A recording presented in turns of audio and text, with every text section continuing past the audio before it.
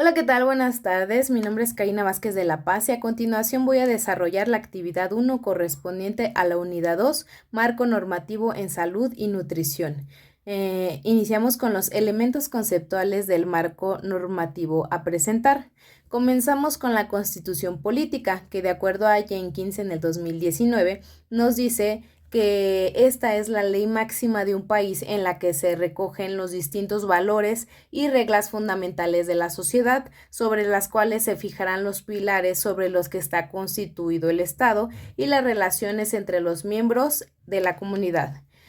Su proceso de actualización, basándome en ULUA en el 2021, nos dice que comienza con la presentación de la iniciativa de reforma por el presidente, congresistas o congresos estatales, pasando a la revisión en comisiones del Congreso, donde se analiza la viabilidad jurídica, política y social.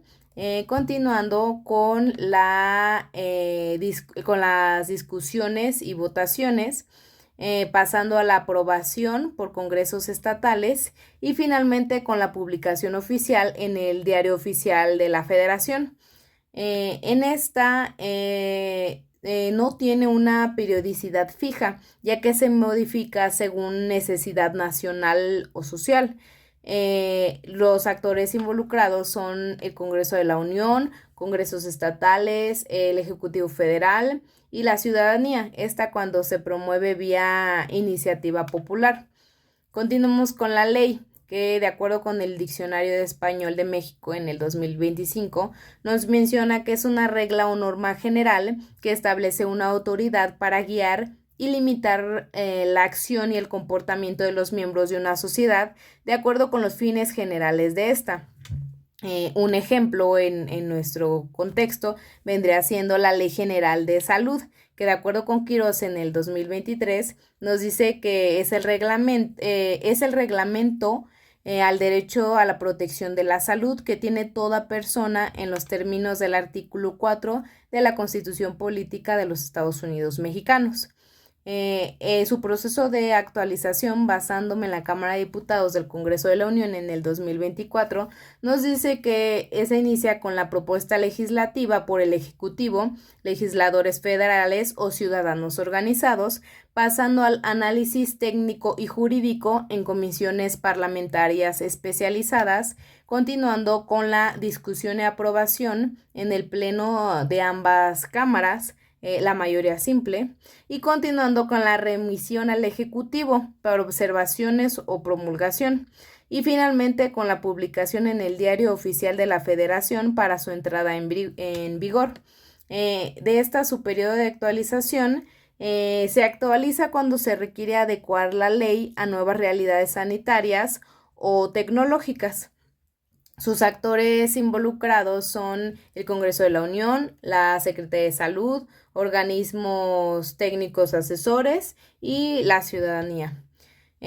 Continuamos con reglamento de ley, que de acuerdo con AMAD en 2007 nos dice que este es el instrumento legal por medio del cual el titular del órgano ejecutivo que conforme nuestra Constitución ejerce la función administrativa crea situaciones jurídicas generales, abstractas e impersonales para desarrollar y detallar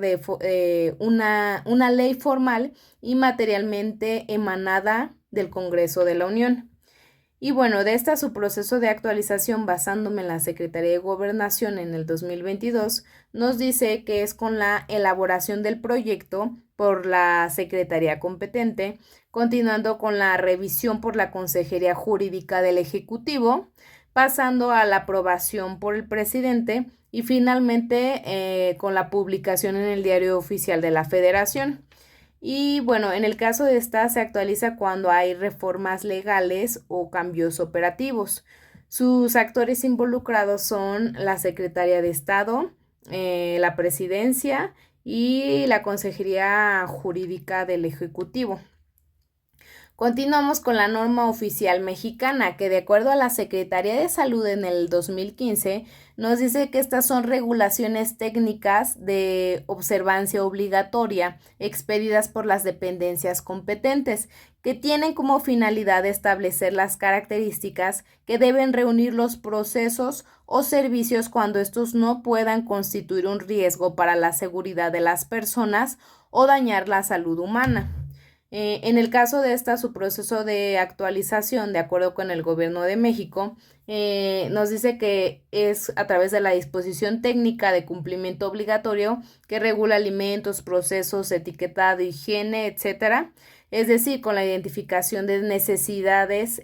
técnicas o sanitarias. Continuando con la creación del anteproyecto por el Comité Constitutivo Nacional de Normalización, pasando a la publicación del proyecto en el Diario Oficial de la Federación para consulta pública de al menos 60 días naturales y continuando con la recepción y análisis de los comentarios por el Comité Consecutivo Nacional de Normalización, continuando con la modificación y aprobación final del texto normativo y finalmente con la publicación oficial de la NOM en el Diario Oficial de la Federación con entrada en vigor en los plazos definidos.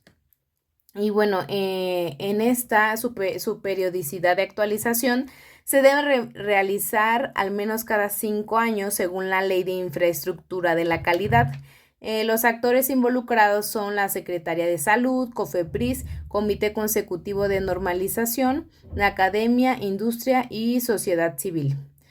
Continuamos con la Guía de Práctica Clínica. De acuerdo a Alba Díaz y otros en el 2017 nos dicen que las guías de práctica clínica son una de las principales herramientas utilizadas por los sistemas de salud modernos y por los profesionales de la salud que practican una medicina basada en evidencia.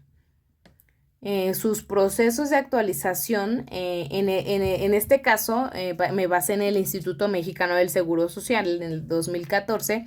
nos dice que sus etapas son iniciando con la identificación, es decir, se detecta la necesidad de actualizar la guía, continuando con la formación del grupo, es decir, se crea un equipo multidisciplinario, pasando a la revisión de evidencia, continuando con la redacción de recomendaciones, continuando con la validación, y se continúa con la aprobación y finalmente con la publicación y difusión de esta. Su frecuencia de actualización es cada 3 a 5 años o antes si hay una nueva evidencia relevante. Los actores involucrados son el Consejo de Salubridad General, instituciones de salud como ya sea IMSS, ISSSTE, grupos técnicos y especialistas clínicos. Y finalmente, protocolo de atención médica, que de acuerdo al Consejo de Salubridad General en el 2023, define los protocolos de atención médica como documentos que emiten recomendaciones basados en evidencia científica para la prevención, diagnóstico o tratamiento de aquellas enfermedades que determina a través de su presidente, los cuales contienen medicamentos y otros insumos incluidos en el Compendio Nacional de los Insumos para la Salud. Su proceso de actualización, de acuerdo nuevamente con el Consejo de Salubridad General en el 2023, nos dice que es a través de la identificación, pasando a la conformación del equipo, continuando con la revisión de evidencia, seguido de la actualización del contenido, pasando a la validación, después la aprobación y finalmente la publicidad y difusión. La frecuencia recomendada, la guía señala que la actualización de protocolos debe considerarse como un proceso continuo. Sin embargo, se recomienda una revisión formal cada 2 a 3 años o antes si existen avances clínicos o reglamentarios relevantes. En este caso, los actores involucrados son el Consejo de Salubridad General, expertos clínicos y técnicos, comités médicos institucionales e instituciones de salud.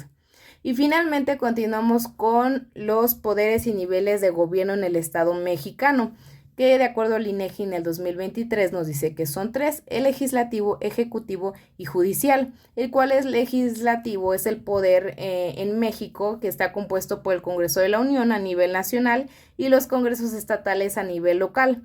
Y el Poder Ejecutivo nos dice que lo representa quien ocupa la presidencia de la República, la gubernatura del Estado o la presidencia del municipio, y el Poder Judicial lo componen las y los jueces, y su trabajo es vigilar que se cumplan las leyes. Es todo de mi parte. Gracias.